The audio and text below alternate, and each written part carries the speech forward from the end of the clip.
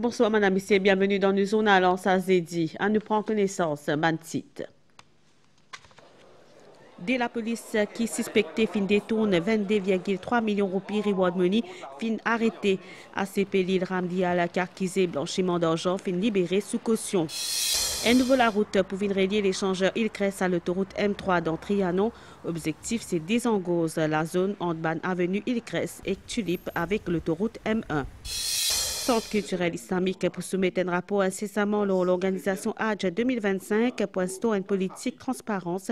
Déclaration ministre Shakil Mohamed à Saudi pendant une conférence de presse. Dehors, ban travaux rénovation fin démarré dans Fort Boyard pour 3 ans. Merci, madame, monsieur, pour votre fidélité. De la police, l'ASP Faraz Mouniarot et que sergent Yeshde Siborot qui accusé qu'ils fin détourne 22,3 millions de roupies depuis fonds Reward Money qui fin comparaître à ce tour dans la cour district pour lui à Zodi et n'a une accusation blanchiment d'argent qui fin retenir contre ça de la police là. FCC fin objecté à cette remise en liberté conditionnelle et qui fin reconduire dans Casso. Kavin Tapessa. Un enquêteur Financial Crimes Commission procède à l'arrestation de 2 policiers hier, tous les deux affectés à Police and Research Development Unit dans Caserne Centrale. ASP Faraz Mouniarat et agent Yeshdeo Siborot accusés d'avoir détourné 22,3 millions de roupies depuis fonds récompenses qui destinaient à informater à la police. Une somme 19,3 millions de roupies qui soupçonnait provenir des fonds Reward Money fin retrouver le compte bancaire sergent Yeshdeo Siborot, versement qu'il fin recevoir entre septembre et octobre 2024.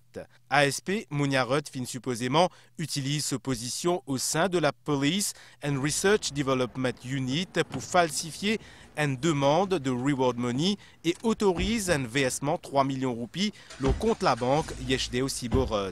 Une descente dans la case ASP Faraz Mouniarot fin permettre à ban enquêteur FCC saisir plusieurs documents.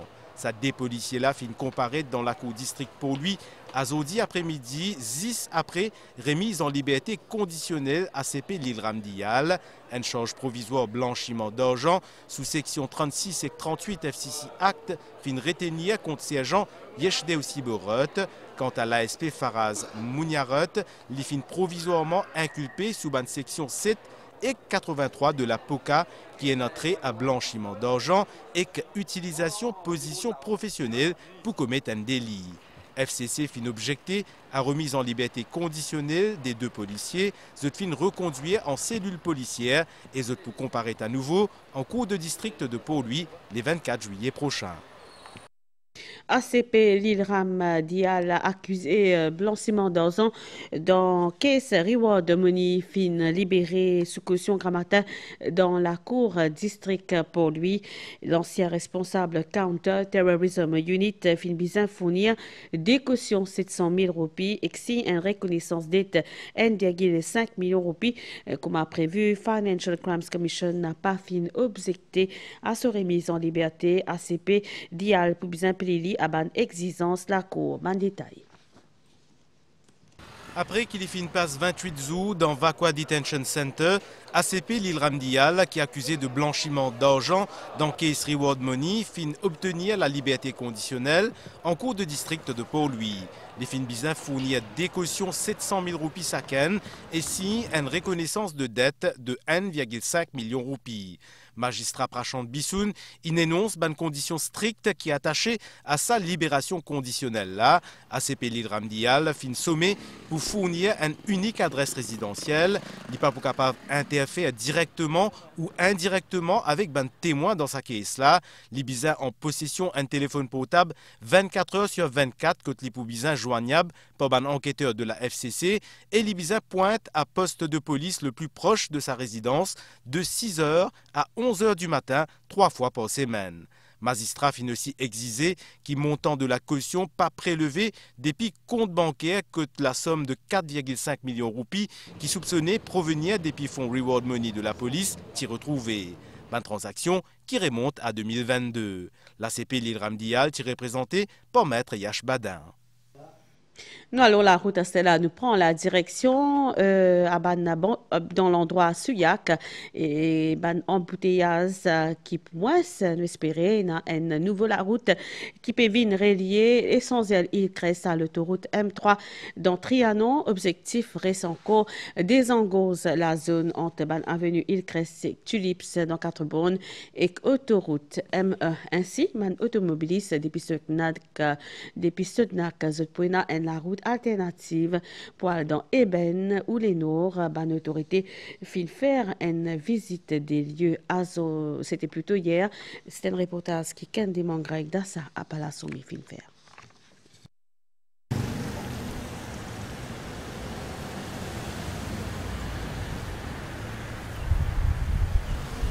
Bloqué, pas facile, pas évident. Facilement, nous perdons au moins une demi-heure, 45 minutes.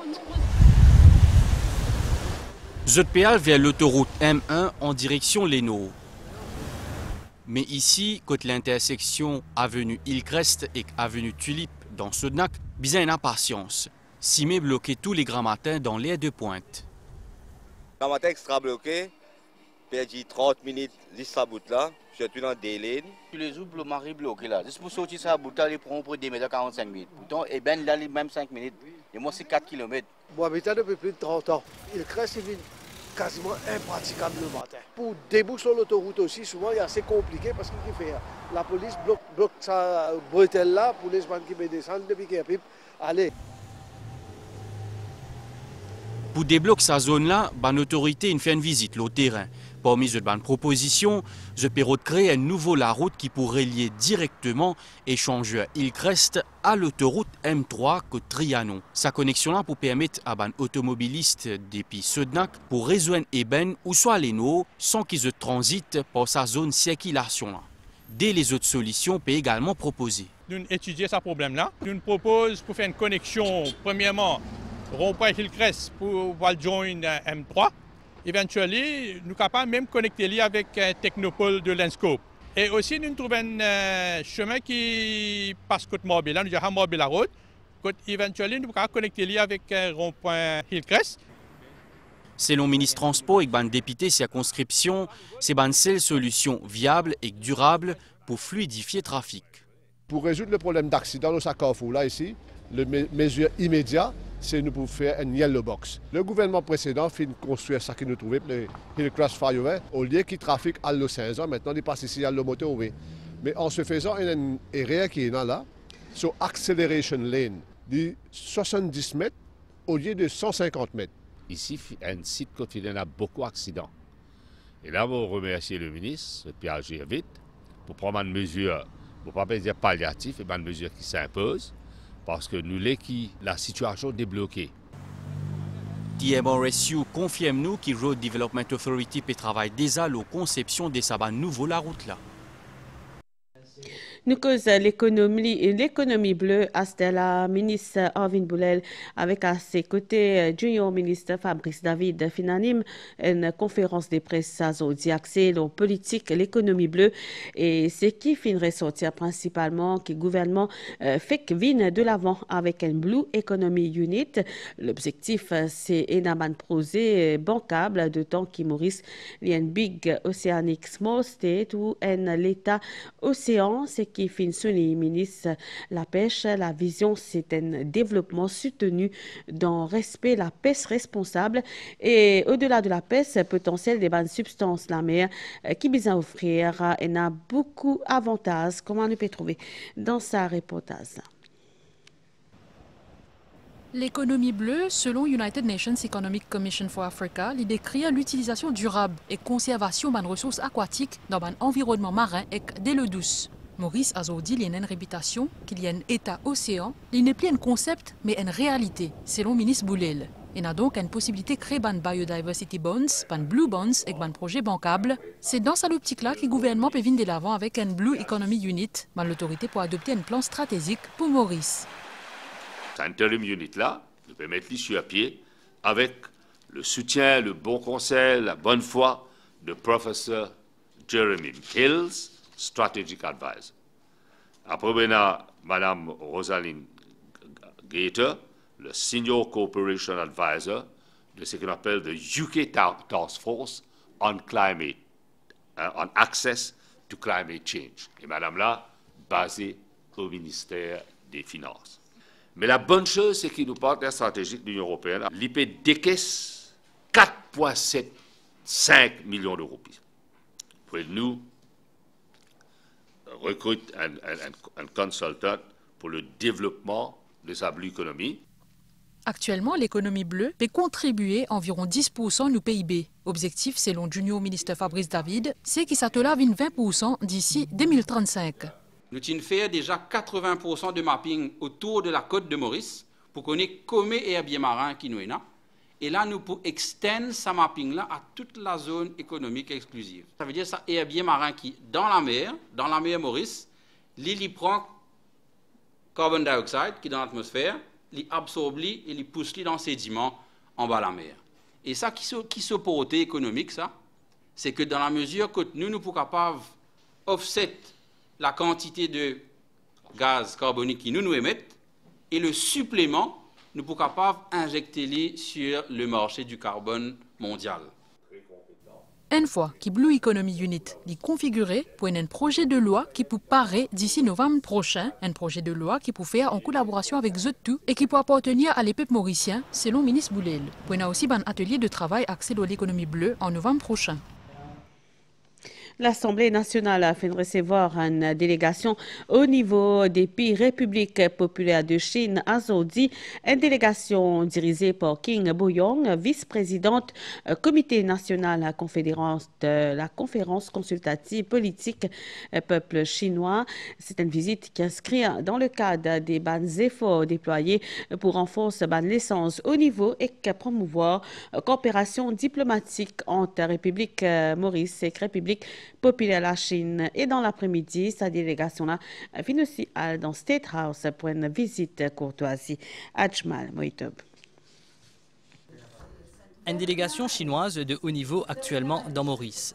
À la tête de sa délégation de N15 Ndimounla, Chin Po-yong, vice-présidente de la conférence consultative politique du peuple chinois, un des principaux organes politiques dans la Chine.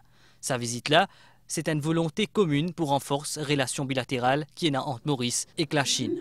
Azordi Zedi, délégation latiale rend une visite de courtoisie à présidente de l'Assemblée nationale, Shirin Amirodi Zifra.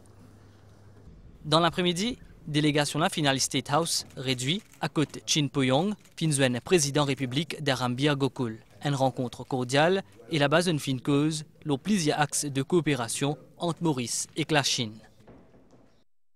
À l'occasion du 15e anniversaire de la journée internationale à Nelson Mandela qui est célébrée chaque 18 juillet, donc FIN organise un événement commémoratif à Zodi dans la tour clinique Pointe-Sable, placé sur le thème Nelson Mandela et droits humains, réflexion et responsabilité. Cette initiative-là, c'est une collaboration entre Centre Nelson Mandela pour la culture africaine et Commission nationale à droits humains. Un reportage de Priyanka Uri. Nelson Mandela est un révolutionnaire sud-africain, un leader politique et un philanthrope qui est le premier président noir de l'Afrique du Sud depuis 1994 à 1999. Emprisonné pendant 27 ans pour ce combat contre l'oppression raciale, il est un symbole mondial de la paix, pardon et résilience. New forms of discrimination and prejudice are emerging and generating violence and insecurity. Son engagement finit toujours pour la justice, droits humains et réconciliation, qui finit fier gain prix Nobel de la paix en 1993, un héritage qui peut continuer. Nelson Mandela Rules, qui aujourd'hui est un standard de référence pour le traitement des bandits qui sont incarcérés. Et ce traitement-là, qui disait Donzot.